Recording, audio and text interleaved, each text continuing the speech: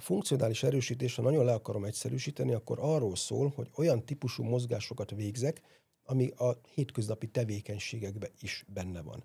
Emelés, tolás, csavarás, húzás, ezeket a mozdulatokat kell beleépíteni az edzés tervünkbe. Csak a fantázia szab határt igazából, hogy milyen típusú gyakorlatokat csinálunk. Egy jó edző erre 1000 gyakorlatot fel tud építeni.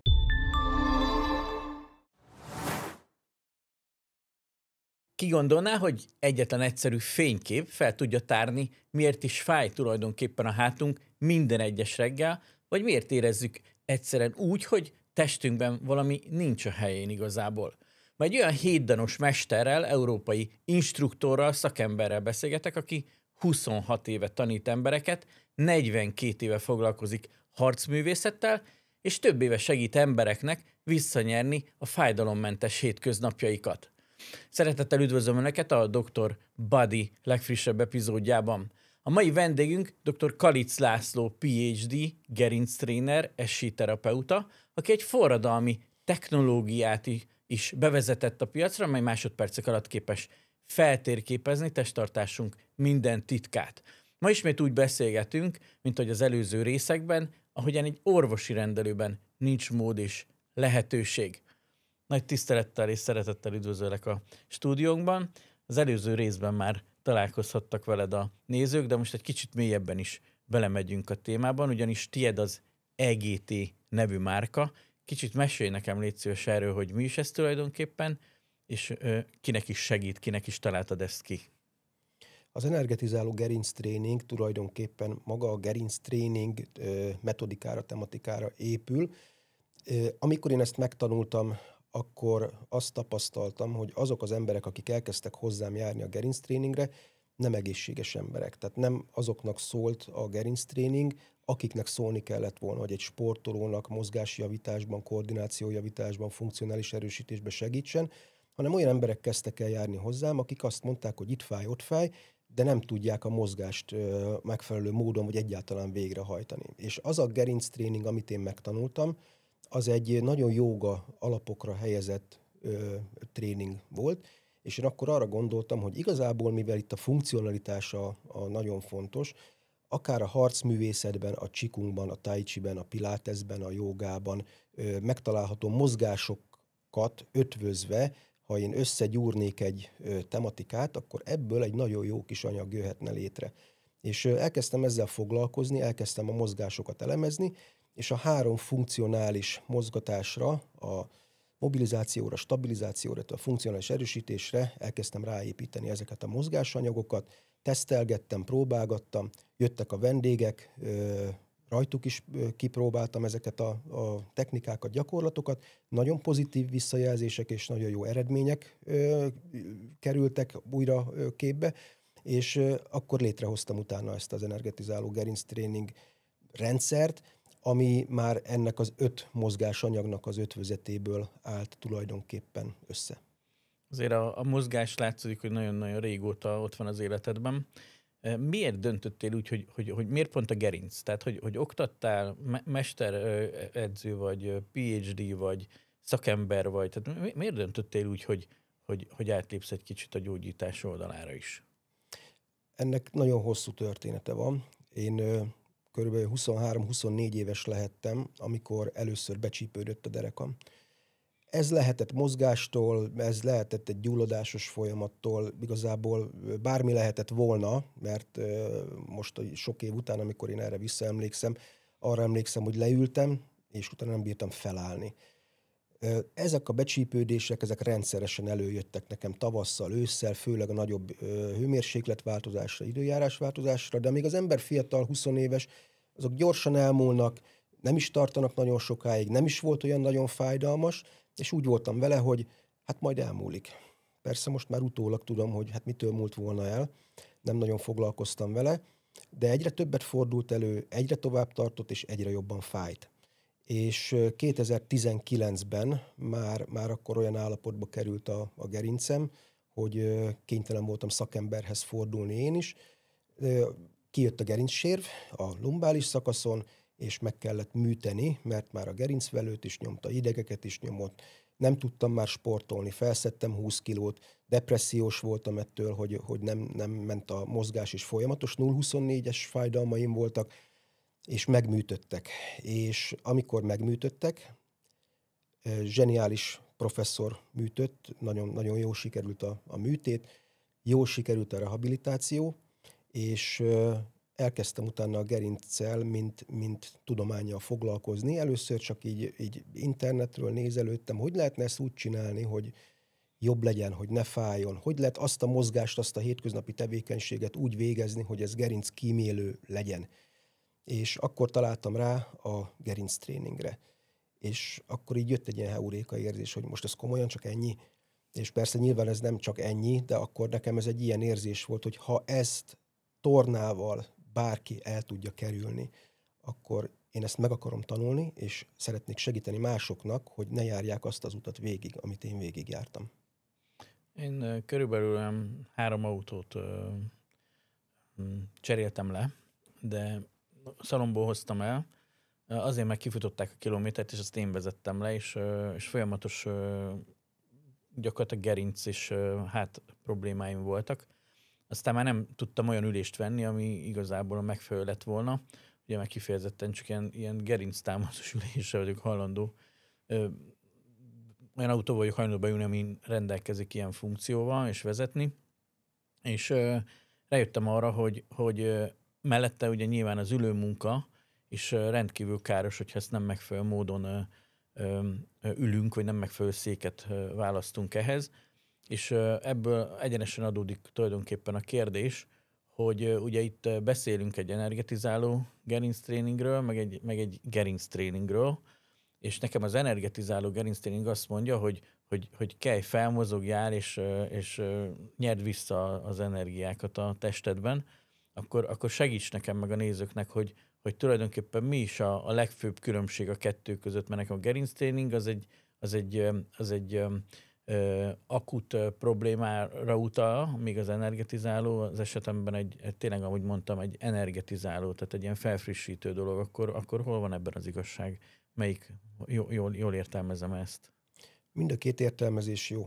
Az energetizáló gerinctréning talán abban másabb egy kicsit, hogy az első időszakban megpróbáljuk a testben beindítani azokat a folyamatokat, ami utána lehetővé teszi azt, hogy ő fizikai mozgásra egyáltalán képes legyen, vagy fájdalom nélkül képes legyen. A légző gyakorlatokon keresztül a nagyon apró finom mozgásokig, vagy a teljes mozgástartományban végzett lassú mozgásokon keresztül végzett gyakorlatokat végrehajtva jutunk el majd oda, hogy utána azokat az izmokat és izületeket tudjuk mozgatni, ahol kifejezetten a probléma van. Az energetizáló gerinctréningben nagyon fontos szabály, hogy mindent nagyon lassan hajtunk végre, és teljes mozgástartományon belül, és én ezt úgy szoktam mondani, hogy mindig a saját mozgástartománya, és hogy ami aznap rendelkezésre áll, mert hogy én ma felbírom emelni a karom mondjuk a fejem fölé fájdalom nélkül, de holnap jön mondjuk egy hideg front, és nekem fáj a vállam, akkor aznap, ha tornázok, csak addig fogom felemelni, amíg nem fáj. Ha fáj, ott megállok, visszaengedem addig a pontig, amíg nem fáj, és csak abban a tartományban fogok dolgozni. Mindig statikus nyújtással fogunk kezdeni, és azok a statikus gyakorlatok, hosszú, lassú mozdulatok fognak majd később átmenni a dinamikus gyakorlatok irányába, illetve az erősítő gyakorlatok irányába. Ez egy türelemjáték, ez egy viszonylag hosszú folyamat, de azt gondolom, hogy ez egy biztonságos és nagyon hatékony módszer ahhoz, hogy azok az emberek is újra ráérezzenek a mozgás örömére, akik már több éveken át, vagy évtizedeken át már egyáltalán nem mozogtak, vagy azért, mert így alakult az életük, vagy azért, mert fáj. És én erre mindig azt szoktam mondani, amikor valaki azt mondja, hogy azért nem tornázik, mert fáj, azért fáj, mert nem tornázol. És amikor újra elkezd tornázni, és megtapasztalja a mozgás örömét, és ugye kiegészítve ráadásul ugye az SI terápiával ezt a gerinctréninget, látom ezt a felszabadult érzést, a boldogságot az arcukon, és olyan emberek, akik tényleg évtizedek óta nem mozogtak, nem tornáztak, nem volt a sport jelen az életükben, úgy mennek el, és utána úgy járnak hozzám vissza, hogy nagy örömmel és büszkén szokták mindig mondani, igen, tornázom minden nap 10-15-20 percet, kinek mennyi ideje van rá, és ez mennyire jól esik, és hogy érzik a jótékony hatását. Ugye te egy nagyon komoly hétdanos mester is vagy, És így érdekes a dolog, mert ugye egyszer olvastam egy könyvben, hogy jobban kell félni attól az együttéstől, amit 10 000-szer gyakoroltok, mint attól a 10 000 technikától, amit egyetlen egyszer.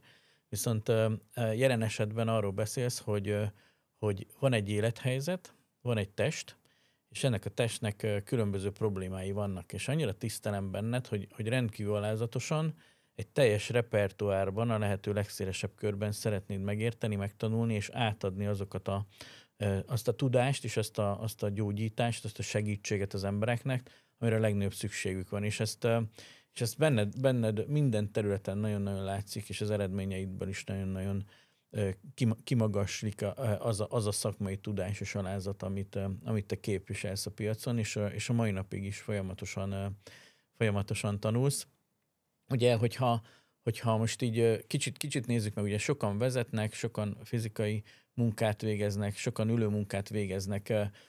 Ezt nyilván életkortól függően is valamilyen módon ezeket a mozgásformákat, gyógyítást meg kell különböztetni.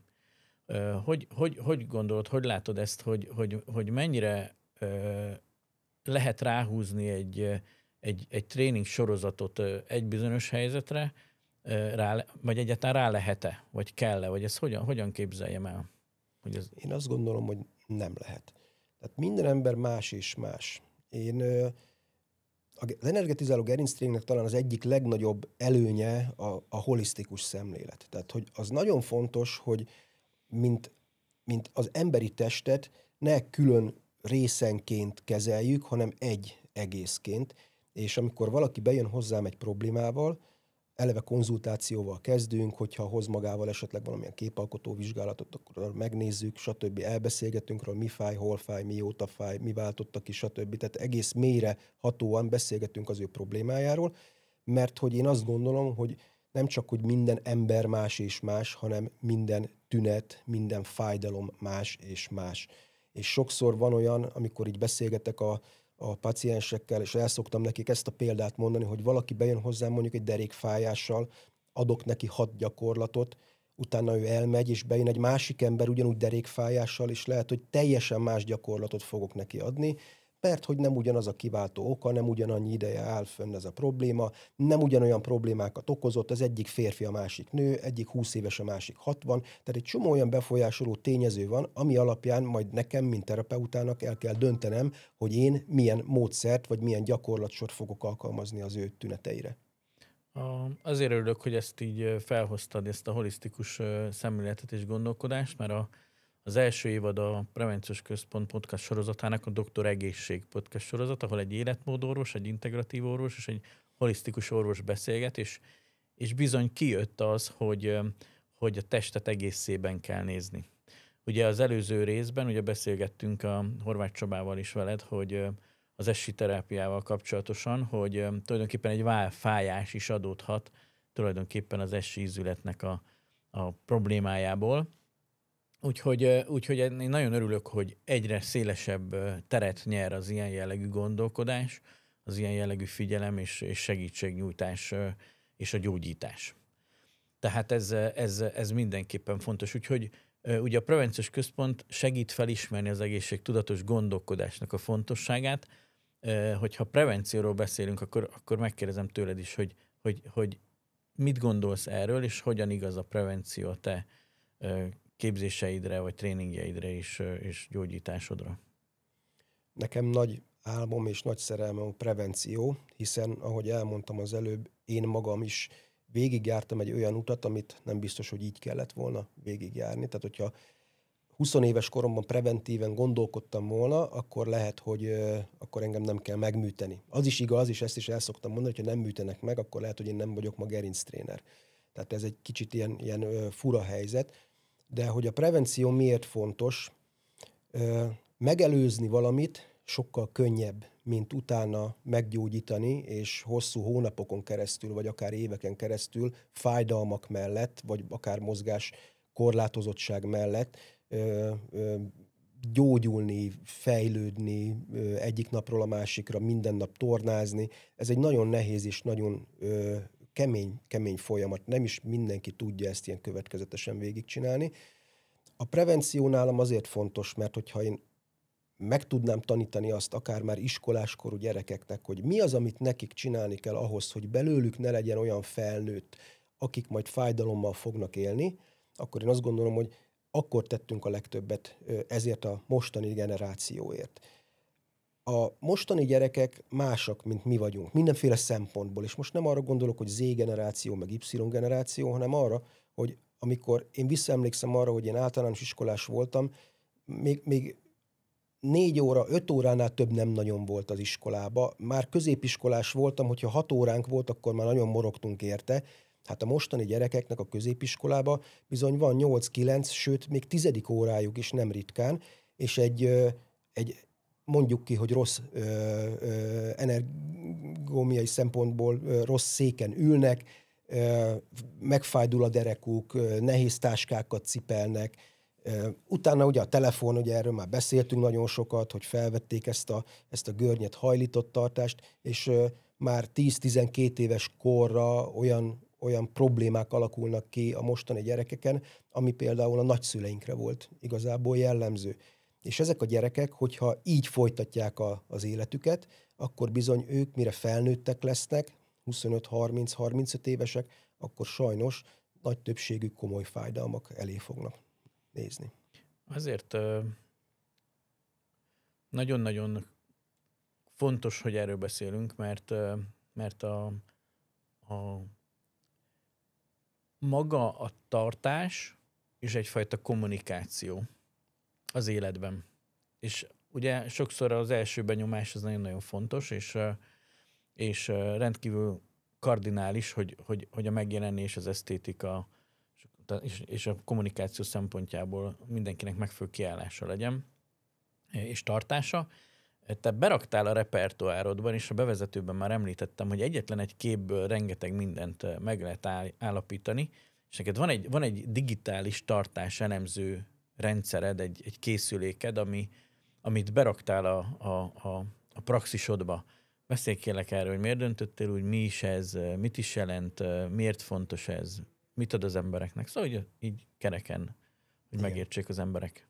Ez egy tartáselemző szoftver, ez nem az én fejlesztésem, tehát ez egy előfizetéses szoftver, amit én valóban beépítettem az én munkámba, mert azt tapasztaltam, hogy minél látványosabban és minél élményszerűbben tudom elmondani a pácienseknek, hogy mi az ő problémája, annál jobban fogja megérteni, és annál nagyobb valószínűséggel fogja komolyan venni azt, amit elmondok neki, hogy miért fontos az, hogy ő ezzel foglalkozzon. Nálam nagyon sok szemléltető eszköz van, a csontvázon keresztül, különböző anatómiai modelleken át, a plakátokon keresztül, hogy el tudjam mondani neki, hogy pontosan mi az ő baja, és ez milyen hatással van az ő testére és az ő szervezetére. És úgy szoktam mondani, hogy én a gyakorlatokat is nem csak megmutogatom nekik, hanem edukálom, tehát megtanítom, mert amikor nélkülem otthon kell neki majd gyakorolnia, akkor fontos, hogy értse és tudja azt, hogy ezt neki miért így, és miért ezt kell csinálni. Most ez a szoftver igazából ebben segít. 5 fotót készítünk az emberi testről különböző pozíciókból, különböző irányokból, és ez a szoftver nagyon pontosan megmutatja azt, hogy a neutrális tartástól, a normál tartástól vannak-e eltérések, ha vannak, akkor hol, és azt is, hogy mekkora, tehát hogy szögekre pontosan megmondja, hogy milyen irányú és milyen mértékű, akár deformitás található a testen. Ezt én ki szoktam vetíteni, van egy monitor nálam, kivetítem a monitorra, és szépen aprólékosan végigmegyünk a pacienssel, hogy mit lehet látni ezen a fotón, és hogyha ezzel nem foglalkozunk, akkor ennek mi az eredménye. Amikor ezen végigmentünk, akkor utána pedig elmondom azt, hogy mi ennek a megoldása, hogy mit kell nekünk együtt csinálni. Ez nagyon fontos, hogy ezt értse meg, hogy nem én fogom helyre rakni, nem én fogom majd megoldani az ő problémáját, hanem én megmutatom azt, hogy ő hogy fogja tudni majd ezt a folyamatot végigvinni az én segítségemmel. És ez a szoftver készít egy 7 oldalas PDF elemzést tulajdonképpen, ez egy fotós, ahol rajta vannak ezek a fotók, a szögekkel, eltérésekkel, és minden egyéb információval, és én ezt utána kiegészítem oda, szintén a PDF-be, egy általam rögzített szöveges értékeléssel. Tehát amit én elmondok neki élő szóban, azt én utána oda szépen érthetően leírom, hogy ez meglegyen neki, utána legeneráljuk ezt a PDF-et a szoftveren keresztül, és ezt elektronikus úton mindenki megkapja a saját részére. Aki első alkalommal jön hozzám, és kéri ezt az elemzést, annak megcsinálom az elemzését, és amikor véget ér a folyamatunk, akkor utána én megcsinálom neki még egyszer, és össze tudjuk hasonlítani a számokat, hogy ne az legyen, hogy én mondtam valamit a folyamat végén, hogy hú, de sokkal jobban lett, de a számok nem hazudnak. Tehát ott egyértelműen meg tudjuk mutatni, hogy na ez januárban így nézett ki, augusztusban pedig most így nézünk ki.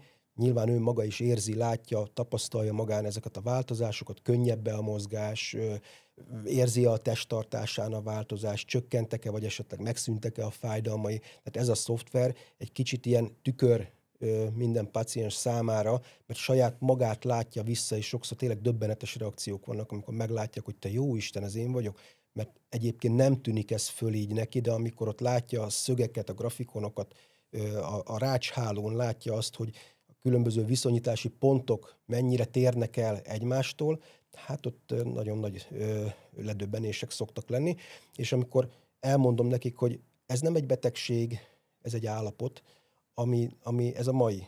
De ezen, ha dolgozunk, akkor jó eséllyel ezen változtatni fogunk, meg szokták érteni, és akkor utána a közös munkával nagyon jó eredményeket szoktunk elérni. Ebből eredően nagyon sok kérdés jutott az eszembe. Az első és a legfontosabb talán, ugye járnak hozzád most már egyre fiatalabb paciensek is, vagy gyerekek is szülőkkel, és együtt kell kezelni őket. Ez az egyik. A másik ugye, hogyha már itt visszakanyarodva arra, hogy nehéz táskát cipelnek a fiatalok az általános iskolában, rendkívül leterheltek, nem megfelelő a pad, a körülmény, ahol ők ülnek, és tanulniuk kell minden egyes nap, ráadásul sok esetben melegbe vagy hidegbe. A kérdésem az, hogy mennyire érzékeled ezt most már így kézzelfogható módon is a fiataloknál, mit lehet tenni, vagy mit tegyen egy szülő, vagy mikor forduljon hozzád egy szülő, vagy mikor vigye el a gyerekét, hogy észre lehet ezt venni, vagy mit javasolsz? Mi a recept? Hát recept nincs rá. Az biztos, hogy ha gyerekekről beszélünk, akkor az, hogy ezek a problémák időben fel legyenek ismerve, fel legyenek tárva, az nyilván a szülőnek a felelőssége.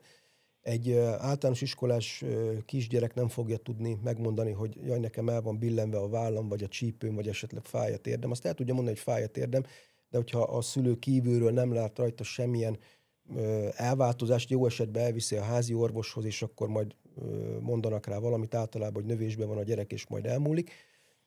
Van ilyen egyébként, aki úgy került oda, hogy azt mondták, hogy elmúlik, aztán kiderült, hogy Sajjerman, amivel viszont ugye foglalkozni kell, mert utána, hogyha ezzel időben nem foglalkoznak, akkor viszont ez egy gyógyíthatatlan, összecsontosodnak a csigolyák, és utána már nincs mit csinálni vele.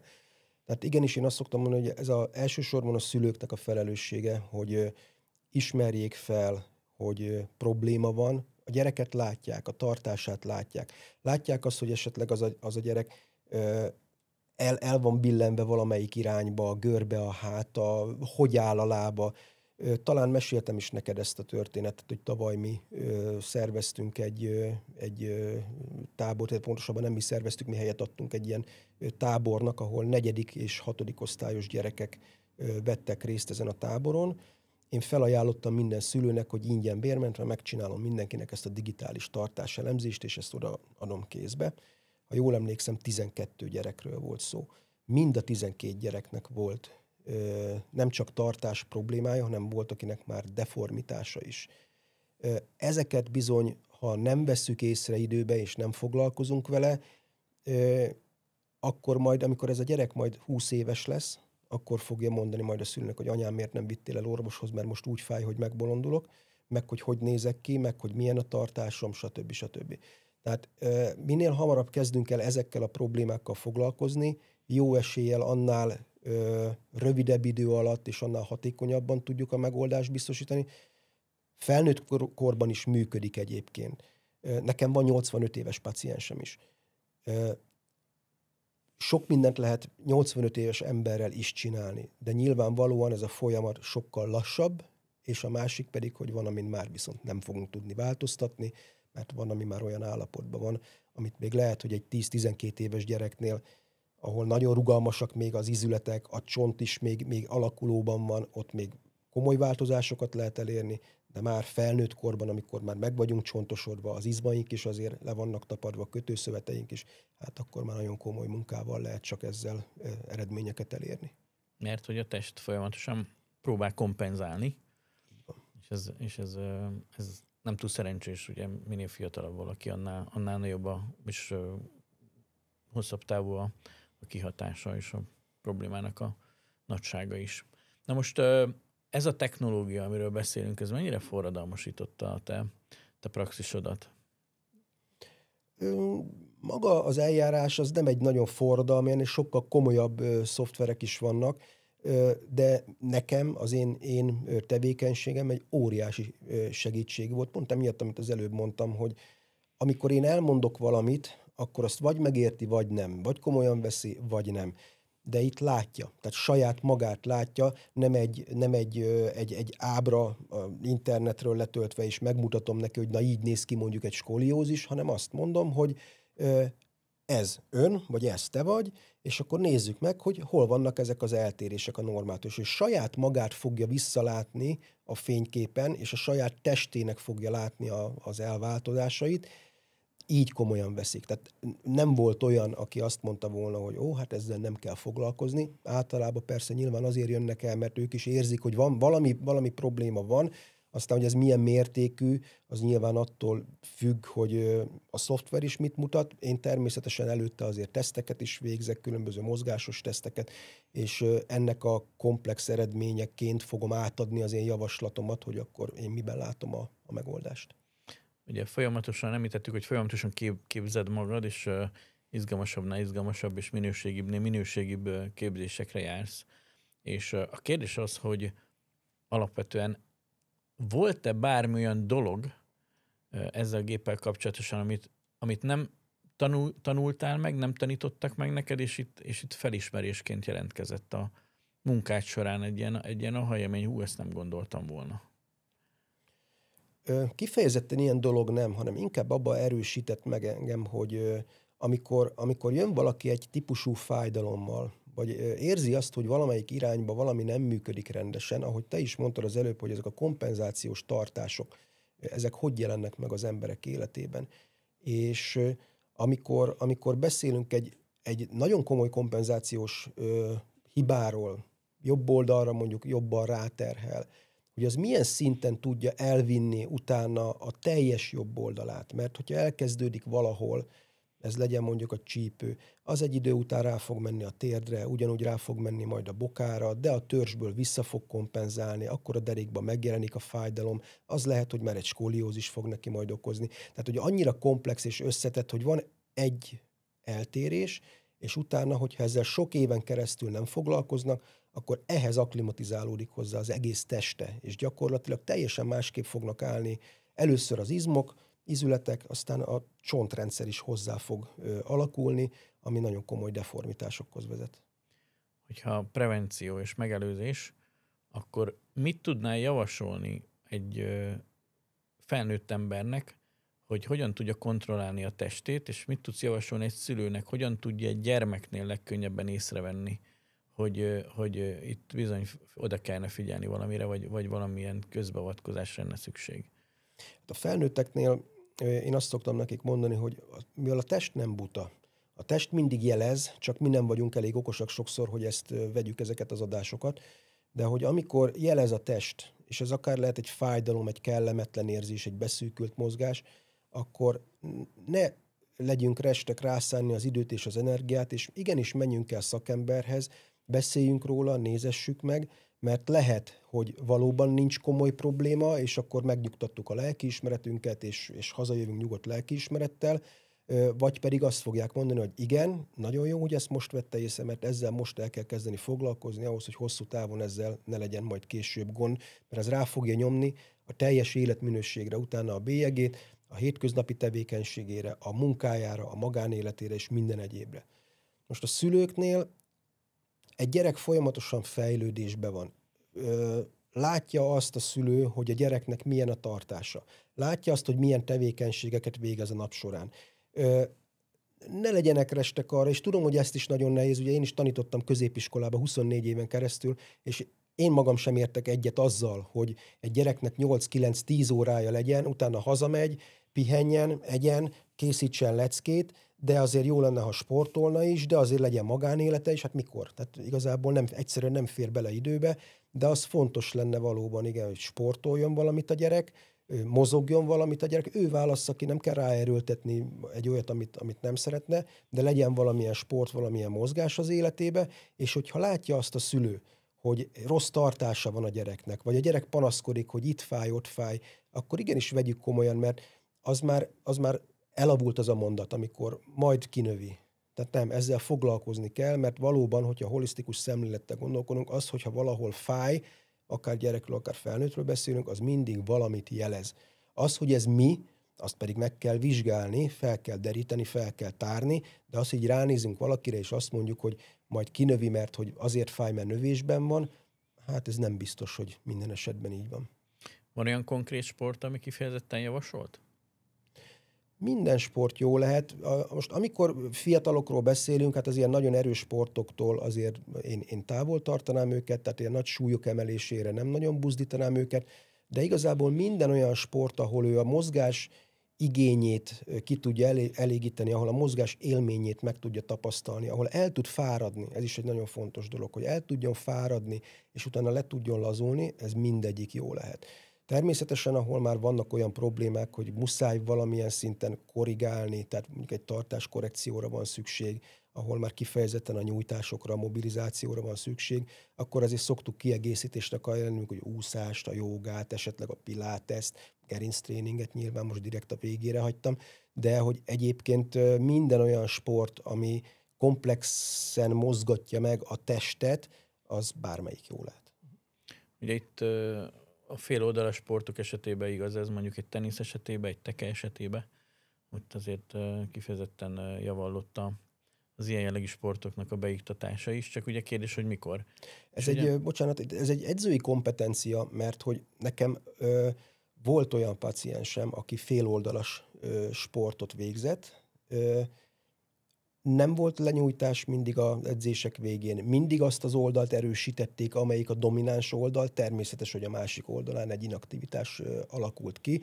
Tehát erre gondolom, és főleg egy bizonyos szint után az edzőnek oda kell igenis figyelni, hogy egyformán terheljük meg, főleg egy fejlődésben lévő szervezetnek mind a két oldalát, mert különben akkor valóban hosszú távon deformitások lesznek belőle.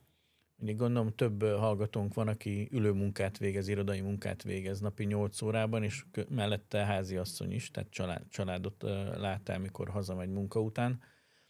És a kérdés szintén felvetődik, hogy a 8 órai munka során mit javasolsz neki, hogy álljon fel fél óránként, 40 percenként, mozogjon, sétáljon, ha mondjuk még nem is dohányzik, nem megy ki, dohányozni, hogy legalább annyi mozgás legyen az életében, csak mondjuk van egy ebédszünete, hogyha az engedélyezett, de hogy az elegendő az ott lévő mozgás, vagy mit mozogjon, és hogyha meg nem elegendő, akkor mit tud tenni otthon, ha nincs a család ellátása miatt rá lehetősége. Legyen ez akár mondjuk a nagyszülőket kell ápolni, vagy gyerekeket ellátni, családot ellátni. Igen, hát ez egy nagyon komplex kérdés egyébként. Nekem nagyon sok olyan paciensem van, aki ülőmunkát végez. Most alapvetően a gerinc nem az ülésre lett kitalálva. Tehát ezt tudomásul kell venni. Tehát a sokáig tartós ülő pozícióban lét, az nem tesz jót a gerincnek. De ugyanúgy nem tesz jót, hogyha tartósan állunk, vagy ugyanúgy nem tesz jót, hogyha tartósan fekszünk. Tehát magyarul minden, ami tartós és túlzott mértékű, az nem jó. Tehát kell, hogy mobilisak legyünk, kell, hogy változtassuk a pozíciónkat, kell, hogy mozgassuk meg azért időközönként az izmainkat, izületeinket, mert ha nem tesszük meg, akkor a hosszú évek alatt ott bizony ki fognak alakulni izületi problémák. Na most, akik ülőmunkát végeznek, én nekik ezt szoktam tanácsolni, amit te is elmondtál, hogy nincs olyan munkahely, ahol nem lehet felállni 2 percre, akár csak a szék mögé. és megtámaszkodik a széknek hátul a támláján, és mondjuk csinál 2-3 nyakkörzést, megmozgatja egy kicsit a térdét, a derekát, a csípőjét átkörzi, és utána visszaül és folytatja a munkáját. Nem mondom, hogy ez fogja megoldani az ő problémáját. De van olyan páciensem, aki azt mondta, hogy ő könyvelőként dolgozik, és 9-10 órát ül egy helybe, és még a mosdóba sem megy ki. És megkérdezte tőlem, hogy ő nem tudja, mitől fáj a dereka. Hát, mondom, ettől.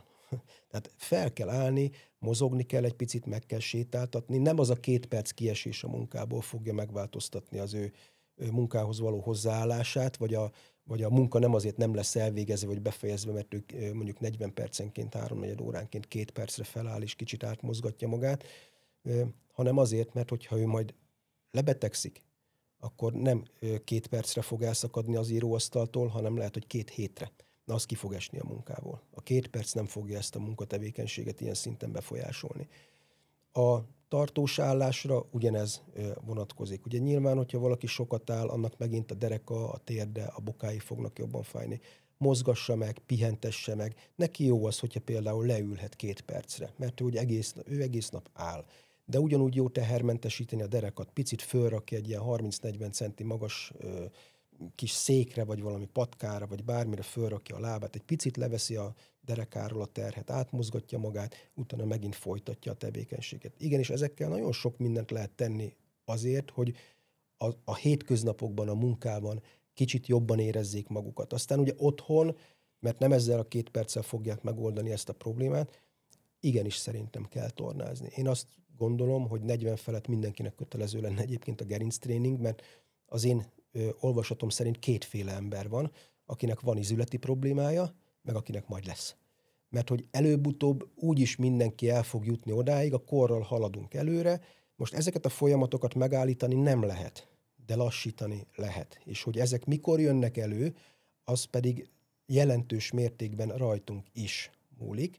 És nagyon sokat tehetünk, és most nagyon sokan visszajeleznek páciensek, hogy napi 15-20 perc tornával csodákat lehet elérni. Amikor beépítik a mindennapjaikba, amikor szokást építenek belőle, és azt mondja, hogy hát nem hiszem el, hogy a 24 órából nincs 15 percem arra, hogy gyakoroljak. És most engedj meg egy nagyon egyszerű példát, ez egy személyes példa, nem kapcsolódik szorosan a gerinctréninghez, de mégis a szokásépítéshez igen. Én elkezdtem most már lassan 4 hónapja Duolingóval nyelvet tanulni. És én azt mondtam, hogy ugye be lehet állítani, hogy naponta hány percet szeretnék ezzel foglalkozni. És én beállítottam, hogy 5 perc. Mert tudom azt, hogy 5 percet akkor is rászánok, ha éppen semmi időm nincs, vagy hogyha éppen este 11:30-kor van időm csak a telefont a kezembe venni, mert 5 percet akkor is rá fogok szánni. Aztán lehet, hogy ez nem 5 perc lesz, hanem 25 perc vagy 30 perc, mert úgy van időm, kedvem, energiám, de hogy az 5 perc az biztos.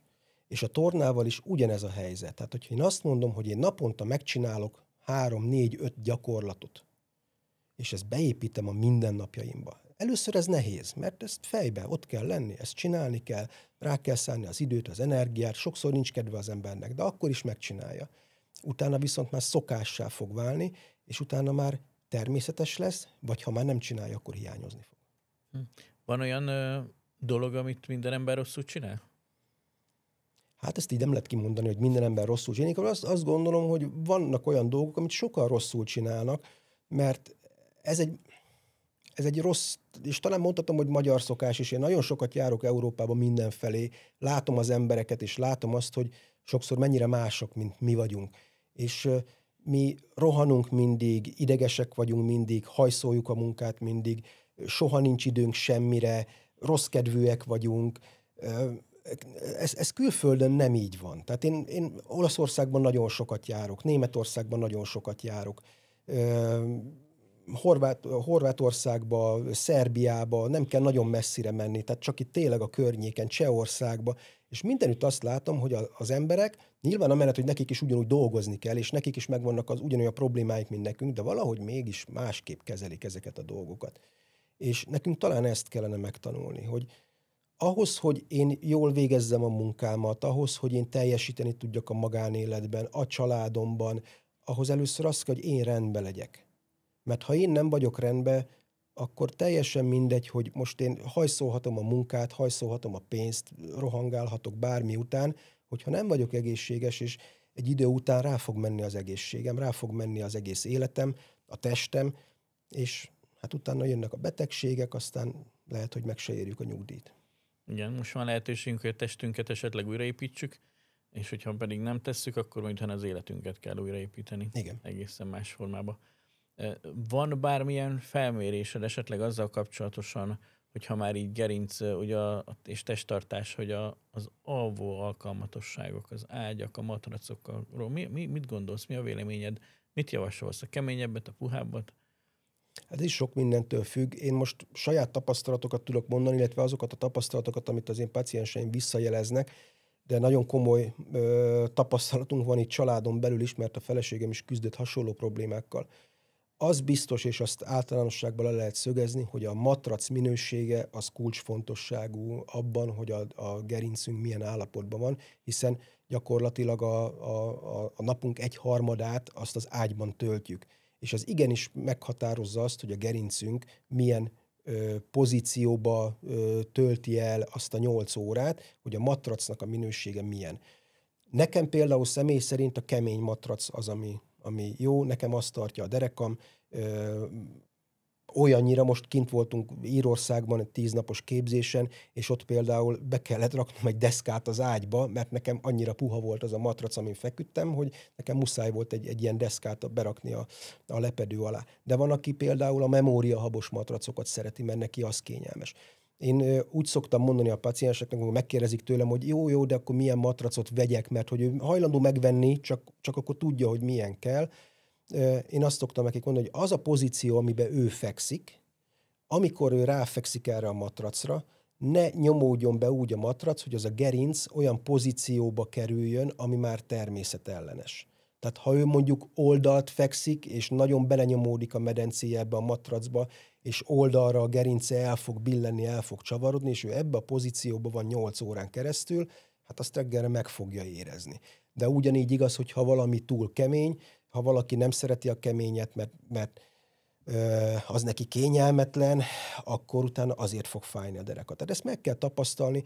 Családon belül mondtam az előbb, hogy feleségemnek is ugyanilyen problémája volt. Mi 3 vagy 4 matracot is megvettünk, mire rátaláltunk arra, ami na most ez jó neki, mert hogy nem jó, nagyon puha, nem jó, nagyon kemény, de a félkeményből ez se volt jó, aztán a 4. lett jó, és akkor a végén csak megtaláltuk. De rá kell szánni az energiát, rá kell szánni az időt arra, hogy keressük meg, hogy mi a legjobb, mert hogyha bármilyen jó gyakorlatokat végzünk, bármilyen gerinckímélő módon végezzük a tevékenységünket a nap folyamán, hogyha utána befekszek az ágyba, és 8 órán keresztül tartom egy olyan pozícióba, ami természetellenes, és nekem utána fájdalmat okoz, akkor ez a kettő ki fogja oltani egymást. Van olyan pillanat, amikortól már igazából kell aggódnunk a saját testünk, gerincünkkel kapcsolatban? Van. Az első mindig a fájdalom. Tehát, hogyha valahol diszkomfort érzet van, ha valami nem megy, régen meg tudtam valamit csinálni, most már nem tudom. És most nem ilyen extrém dolgokra gondolok, de mondjuk mozgásbeszűkülésre. Nem hajlik már oda a derekam, nem bírom fölemelni a karom, nem bírom elfordítani a nyakam, fájdalom jelenik meg bizonyos mozdulatoknál, akkor rá kell szállni az időt, el kell menni szakemberhez, és meg kell nézni, hogy ennek mi az oka, mert az nem természetes, hogyha valami olyan nem működik, aminek egyébként természetesnek kellene lenni. Van olyan páciensem, aki azt mondta, őt megműtötték gerincre, csavarozták is neki a gerincét, és amikor elkezdtünk, már a folyamat vége felé jártunk, tehát már akkor közel fél éve járt már hozzám, és akkor elkezdtünk forgó gyakorlatokat csinálni már az erősítő fázisba, akkor ő megcsinálta gyönyörűen, tehát semmi problémája nem volt, nem fájt neki, minden, tehát a megfelelő tartományban mozgott, és azt mondta nekem, hogy Laci, én megmondom őszintén, ezektől a gyakorlatoktól féltem. És miért? Azért, mert hogy azt mondták nekem, hogy innentől kezdve én a csavaró mozdulatokat kerüljem. És akkor visszakérdeztem, hogy mivel jöttél most hozzám? Autóval. És a garázsból hogy álltál ki? Hát azt, hogy fogtam a kormányt, hátrafordultam, és akkor kitulattam a garázsból. És mondom, ez milyen mozdulat? Ja, tényleg. Tehát, hogy egy egyszerű ilyen mozdulatra, ugye nem gondol az ember, hogy ez való. Most, ha ezt a funkciót elveszítjük, vagy elvesszük, mert hogy jaj, félek tőle, akkor egy csomó mindent nem fogok tudni az életben megcsinálni. Az emberi szervezet és a test az okos. És amire ki lett találva, amire funkcionálisan alkalmas, és most az egészséges testről beszélek, akkor igenis minden olyan tartományban ezeket az izületeket, izmokat mozgatni kell, amiben ő neki természetes módon mozognia kell. Mert ha elvesszük ezt a funkciót, és azt mondtam volna ennek az úriembernek, hogy figyelj Laci, akkor őt is Lacinak hívják, neked nem kell fordulnod, akkor ezt a funkcióját az ő testétől elvettük. És hogyha bármikor történik egy olyan mozdulat, hogy valaki csak utána szól az utcán, és ő törzsből megfordul. Már meg is fog sérülni belőle. Tehát finoman mindenkinek a saját egészségének, a testi állapotának, izületeinek, izmainak állapotának, korának függően igenis ezeket a mozgásokat bele kell építeni a mindennapi életébe. Ez fontos. És szülőként a gyerek vetületében? Ugyanez. Ugyanez a helyzet. Tehát főleg egy gyereknél. Egy gyerek mindent tud. Mindent. Olyat is tud, amit mi már rég nem tudunk. Az legyen mindig gyanús a szülőnek, hogyha már a gyerek nem tudja, vagy nem akarja tudni, mert akkor vagy fáj, vagy tényleg kialakult már nála valami olyan probléma, ami miatt ő erre már nem képes. Akkor az megint a szülő kompetenciája, hogy igenis foglalkozni kell vele, hogy ez a gyerek mondjuk miért nem tud egy bukfencet megcsinálni, vagy miért nem tud úgy legugolni teli talpon, hogy ne boruljon el oldalra. Mert sajnos ilyenekkel is találkoztam, nem is egyszer. Van olyan, amikor tehát különbséget teszel-e esetek között pácienseknél, amikor mobilizálásra, vagy pedig stabilizálásra van szükség izületek és izmok tekintetében? Természetesen. Tehát nálam, hogyha valaki eljön, én általában folyamatot szoktam kiajánlani. Tehát az nagyon ritka, olyan van, hogyha valaki olyan problémával jön, mondjuk becsípődik a dereka, egy SI terápiával, manuál terápiával megkezelem, lehet, hogy már többet nem is kell jönnie. De akinél egy folyamat miatt alakultak ki problémák, azoknak mindig ki szoktam ajánlani azt, hogy akkor tartsuk be ezt a 3-as fázist, amit a beszélgetésünk elején említettem. Kell egy mobilizációs időszak, amikor mobilizálunk, és itt nem csak izom, hanem izületi mobilizációról beszélünk. Utána jön a stabilizáció, ez a core stabilizáció, mert ez egy nagyon elhanyagolt terület, nagyon kevesen foglalkoznak a core stabilizációval, ugye a törzsünk tartóizmainak a megerősítésével, és a végén pedig a funkcionális erősítéssel, hogy azokat az izmokat, amiket már megnyújtottunk, megmobilizáltunk, kellően már mobilisak, utána ott is tartsák azt az izületet abban a tartományban, amiben neki mozognia kell, ne legyen az, hogy egy rossz mozdulatnál, egy lépésnél mondjuk újra el fog menni, vagy esetleg visszahúzza mondjuk egy rossz tartásba azt az izületet. Azért örülök, hogy ezt így elmondod, mert egyre több edző jön arra rá, hogy elkészít egy edzéstervet, de mégis ezt a funkcionális erősítést, ezt kifelejti. Segítsünk már a nézőknek abban, hogy még inkább megértetjük velük ezt a funkcionális erősítést. Hogy miért kardinális ez, miért nem szabad elmenni mellette, hogyha valaki lejár konditerembe. A funkcionális erősítés, ha nagyon le akarom egyszerűsíteni, akkor arról szól, hogy olyan típusú mozgásokat végzek, ami a hétköznapi tevékenységekben is benne van. Emelés, tolás, csavarás, húzás, ezeket a mozdulatokat kell beleépíteni az edzés tervünkbe. Csak a fantázia szab határt igazából, hogy milyen típusú gyakorlatokat csinálunk. Egy jó edző erre 1000 gyakorlatot fel tud építeni. Itt inkább a rendszerét, a szisztémát kell megérteni ennek a folyamatnak. Tehát, hogy a funkcionális edzés mindig olyan elemeket tartalmazzon, amiket a hétköznapokban is csinálunk. Tehát, hogyha nekem föl kell nyúlnom egy 2,5 méteres polcra, akkor a nyújtás, a karnak az emelése, a törzsnek a fölfelé nyújtása, vagy esetleg a lábújhegyre állás, ez mind funkcionális mozgás. Tehát ezeket a típusú mozgásokat kell gyakoroltatni ezekkel a páciensekkel, hogy nekik utána ez az életminőségük javuljon azáltal, hogy azt a tevékenységet végzik el irányítottan gyakorlatok által, amit egyébként a hétköznapokban is csinálna. Nyilván, hogyha terheléssel csináljuk, súlyzóval, gumiszalaggal, Először ugye a gravitáció ellen, tehát hogy semmi nincs a kezébe, csak a gravitáció vagy az adott testrészének a súlya ellen kell neki dolgozni, aztán ez a terhelés folyamatosan fogjuk majd növelni, és akkor a végén el fogunk oda jutni, hogy megerősödik már annyira, hogy ezek az izmok utána már funkcionálisan jól fognak működni. Bemegy hozzád egy paciens, legyen ez egy akut probléma, egy rossz mozdulatból eredően, vagy akár egy krónikus régebbi fájdalom. Mire törekszel, fájdalomcsillapításra először, hogy mit gondolsz erről, vagy pedig rögtön a megoldás? Tehát, hogy vannak-e lépések, vagy fokozatok? Hogyan nézel erre rá? Igen, tehát ez nagy mértékben függ attól, hogy mivel jön be. Tehát, hogyha valakinek már akut problémája van, olyanok is vannak, akik 10-15 éves problémával küzdenek. Tegnap például egy hölgy Putnokról jött hozzám, tehát azért az nem itt van, és azt mondta, hogy eljön, mert már neki is nagyon régóta, sok-sok éve áll fenn az a problémája. A fájdalomcsillapítás az nagyon fontos, ugyanis és ez mindegy, hogy akut problémáról van szó, vagy éppen azért, mert mondjuk egy hirtelen mozdulattól valakinek becsípődött a dereka, mert a beteg elsősorban azért jön, hogy neki ne fájjon. Tehát én elmondhatom neki, hogy figyelj ide, gyere ide hozzám, jársz majd 30 héten keresztül, és majd a 30. hét végére majd nem fog fájni. Hát ez nem annyira biztatja őt arra, hogy ő eljöjjön majd hozzám. Akkor fog eljönni, hogyha már az első meg a második kezelés vagy torna után is ő azt fogja érezni, hogy ez nekem tényleg jó.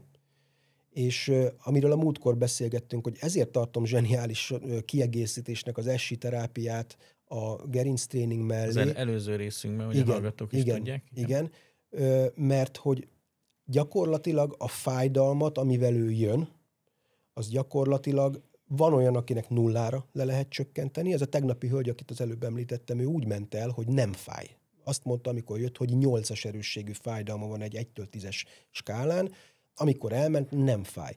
Na most mondtam neki, hogy a folyamatnak nincs vége. Tehát van neki feladata még ezzel, mert sok-sok éve fennálló problémáról beszélünk, vannak izületi problémái, vannak izomproblémái, ezeket szépen vissza kell majd nekünk állítgatni. Ilyenkor őszintén és nagyon szakmaiasan tényleg el kell neki mondani, hogy attól, hogy én most mondjuk egy SI terápiával ott szépen helyre rakom az izületet, medencének egy kicsit a pozícióját, vagy a szakrumnak a pozícióját megváltoztatom, valószínűleg az összehúzott izmok 3-4 nap múlva vissza fogják húzni. Ezért nem tudjuk megkerülni a tornát. És akkor szépen kiajánlom a tornát, megmutatom neki, elmondom, hogy ezt neki minden nap csinálni kell, utána x idő múlva visszajön hozzám, és ennek függvényében, ha kell, akkor megint megcsinálom a terápiát, de adom a következő tornát.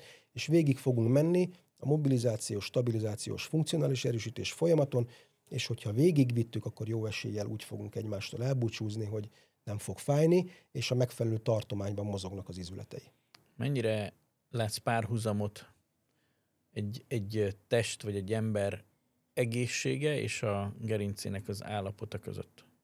Hát ez létfontosságú. Tehát, hogyha a gerinc nincs jó állapotban, most akkor némi túlzással azt mondom, hogy semmi nincs jó állapotban. És ezt, ha most szűkíteném, ugyanezt mondhatnám ugye a medencére, tehát egészen apró izmokra, izületekre, vagy akár csontokra is le tudom, hogy miért fontos az, hogy az funkcionálisan úgy működjön, ahogy kell. De a gerincoszlopunk, amíg a testünket tartja, az, ha nincs rendben, akkor mindenünk veszélyben van. Egy eldeformálódott gerinc, egy rossz pozícióban álló gerinc, a test mivel kompenzálni fog, mert ő meg fogja keresni azt, hogy hol tudja egyensúlyba tartani magát, hogy hogyan tudja optimálisan működtetni a végtagokat, hogyan tudja az izmait optimálisan működtetni. Ő meg fogja találni ezt, csak az hosszú távon nem biztos, hogy nekünk jó, mert akkor jönnek először ezek a kompenzációs tartások, aztán jönnek a deformitások. Tehát a gerinc egészsége az általánosságban a mi egészségünk is. És hogyha ezt a stressz vetületében nézzük, stressz és gerinc kapcsolat? Ugyanez érvényes rá. Nagyon sokszor tapasztalom azt, hogy amikor már manuálterápiával nem érzékelhető az, hogy mitől fáj valakinek a nyaka, vagy mitől fáj a válla. Tartományban mozog, fel tudja emelni minden irányba fájdalommentesen viszonylag a kezét, de mondjuk a nyaka mégis folyamatosan fáj. És ugye azt tudjuk, például a trapézizom az egyik olyan izom, ami a stresszre az egyik legintenzívebben tud reagálni. Persze könnyű ezt így ráhúzni, hogy akkor biztos stressz. Tehát azért ez nagyon fontos, hogy azért menjünk végig minden folyamaton, csináljunk meg egy csomó tesztet, vizsgáljuk meg, mozgassuk meg, beszéljünk róla, volt-e valami, ami kiválthatta, stb. De a stressz az egy nagyon fontos tényező, ami minden mechanikus behatástól függetlenül is még kihathat a testünkre. Ha az izmainkat összehúzza, gerincünket is el tudja húzni természetesen, tehát a stressz minden izmunkra ki tud hatni.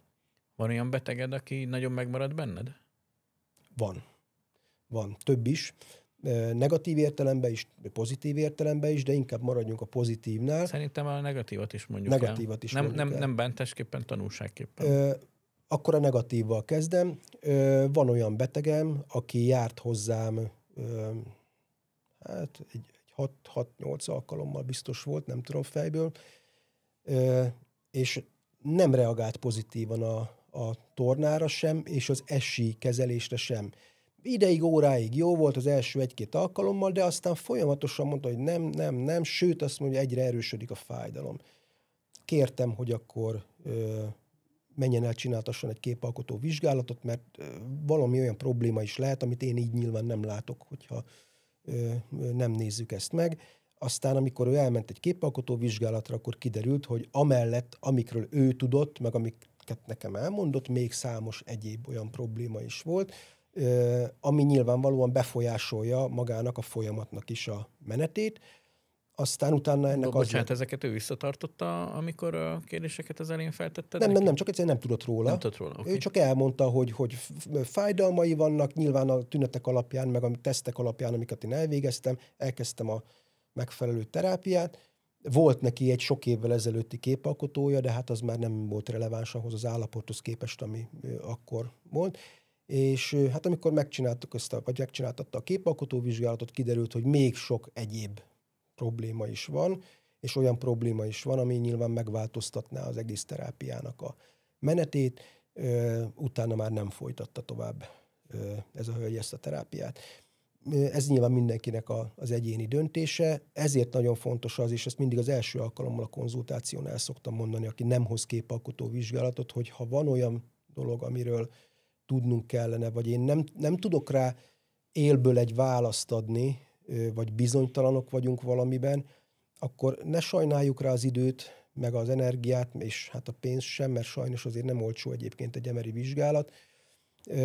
Csináltassunk egy képalkotó vizsgálatot, mert az fog igazából minden megmutatni, és hogyha látjuk azt, hogy konkrétan mi a probléma, arra nyilvánvalóan sokkal könnyebb felépíteni egy terápiát, mint hogy találgatni, hogy vajon mi lehet a baj. Tehát ez volt a negatív. A pozitív, hát abból nagyon sok volt, nem is tudom, melyiket emeljem ki legjobban, talán az egyik legkellemesebb az volt, amikor valaki olyan problémával jött el hozzám, ami már egy éve elhúzódó problémája volt, egyébként sportoló, maratonokat futott, és már olyan fájdalmai voltak egy éven keresztül a csípőjében, hogy önállóan az ágyban sem tudott megfordulni, és akkor eljött hozzám, tesztelgettem, konzultáltunk, nagyon sokat beszélgettünk, megpróbáltam fölállítani, hogy mi lehet az ő problémája.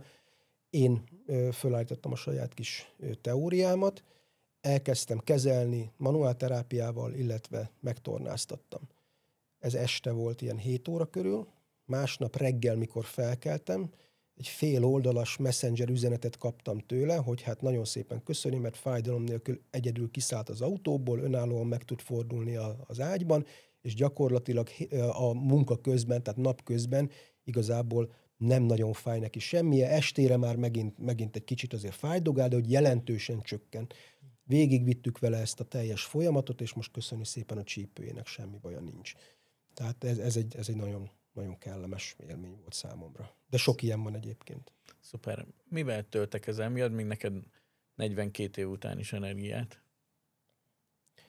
Hát maga a gerinctréningben ez nekem egy új élmény. Én nem dolgoztam azelőtt soha szociális területen. Én katona voltam, aztán ugye pedagógus tanár, egészen más területe az oktatásnak, mint amit most csinálok.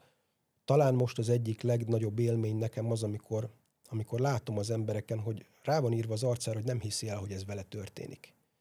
Tehát most, ahogy említettem az előbb, kint voltunk 10 napig Írországban, és ott kezeltem is.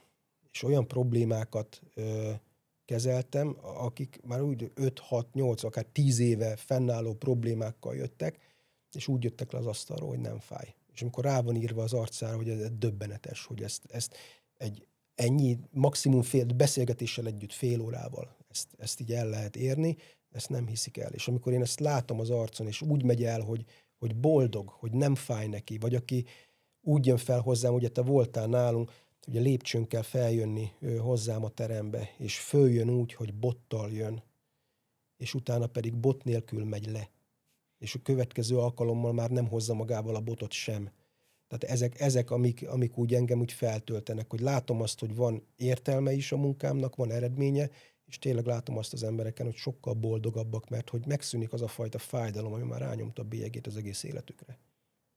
És én még azt is hozzátenném, hogy nem csak a ilyen jellegű idézőjeles csodák vannak a ti nálatok, hanem az a szeretet is, amivel fogadjátok az embert, ami önmagában egy komoly gyógyító energia, úgyhogy ez nagyon jó volt nálatok megtapasztalni, és rendkívül különleges. Ezt muszáj volt elmondanom, hogyha 3 dolgot említhetnél a nézőknek, hallgatóknak, milyen jó tanáccsal engednéd el őket a gerincükkel kapcsolatban? Az egyik, hogy hallgassanak a testük jelzéseire, ez nagyon fontos. A másik az, hogy amikor a test jelez, akkor minél hamarabb lépjenek erre. És a harmadik, hogyha pedig még nem jelzett, és tényleg semmi bajuk nincs, akkor pedig csak pusztán a mozgás öröméért, a preventív egészségért kezdjenek el mozogni, pont azért, hogy majd utána később ne kelljen fájdalom mellett tornázni. Mi az, amit még szeretnél elérni? Tehát, hogyha 10 év múlva ide leülünk beszélgetni, hogy néz neki a te életed? Mit szeretnél képviselni, vagy mit szeretnél elmondani abban a székben? Milyen lenni elégedett? Nekem nagy álmom ez a prevenció. Tehát hozzám most olyan emberek jönnek, akiknek már van kialakult fájdalma, vagy van kialakult problémája.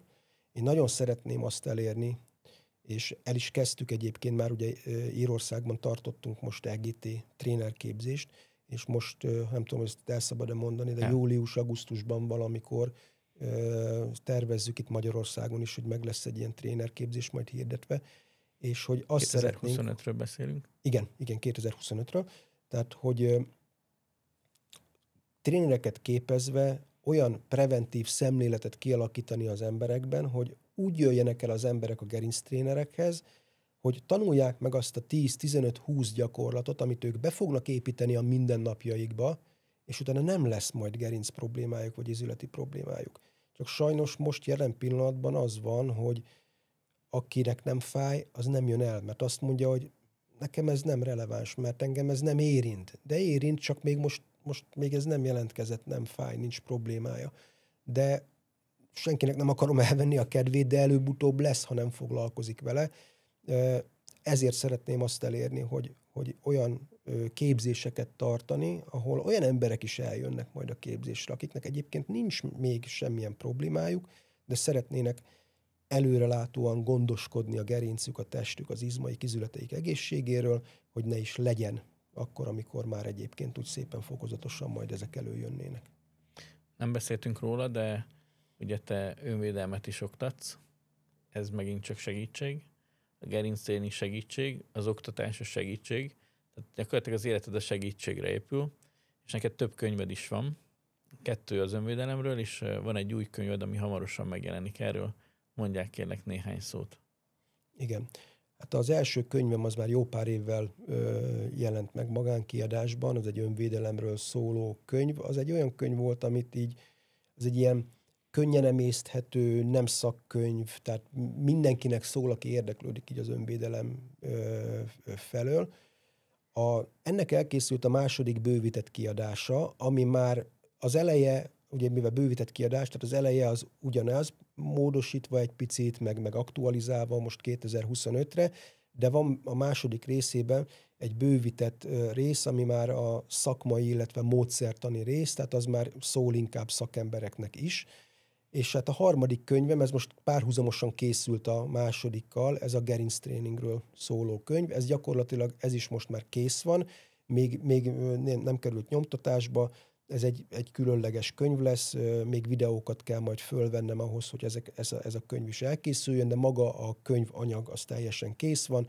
Én azt gondolom, hogy az idén szerintem mind a kettőt ki fogjuk tudni adni, elektronikus formában is, illetve nyomtatott formában is.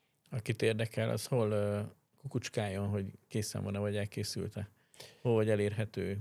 Igen, hát ugye van egy honlapom, ez a gerinctrainer.eu, ott mindig fent vannak ezek az aktuális információk, illetve hát nálunk a legnaprakészebb kommunikáció az a Facebook csoportunkban megy. Van egy nyilvános Facebook csoportunk, ez a Gerinc Training Éj Fájdalommentesen nevű csoport, ahol közel 20 000-en vagyunk már benne, és ebben a csoportban napi szinten osztunk meg videókat, gyakorlatokat, blogbejegyzéseket, minden egyéb információt, ami a gerincel, illetve egészséggel kapcsolatos, és hát ide fogjuk ki posztolni azokat is, az információkat, amikor ez a könyv megjelenik, illetve hogy hol és hogyan lehet majd ehhez hozzájutni, de természetesen az összes social médiámon ott van fönt az elérhetőség, telefonszámmal, e-mail címmel, webbel, tehát azok mindig naprakészek, azoknak bármelyikén föl lehet velem venni a kapcsolatot.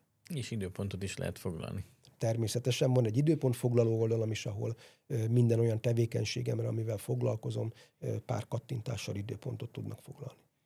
Nagyon-nagyon köszönöm, hogy eljöttél.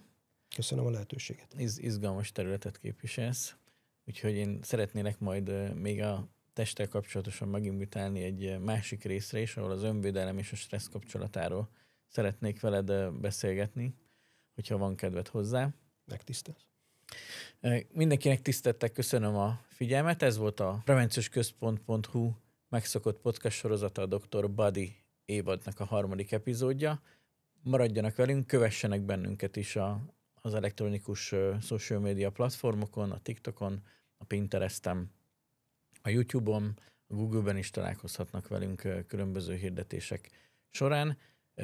Ne feledkezzenek el feliratkozni a podcast csatornáinkra, a YouTube-ra. Szeretettel várjuk Önöket is a következő epizódban, ahol tovább feszegetjük, hogy milyen csodákra képes a test, és mi szükséges ahhoz, hogy egészségesebb, boldogabb és sokkal energikusabb életet élhessünk. Köszönöm a figyelmet. Veres Attila voltam, a Prevenciós Központ alapító ügyvezetője.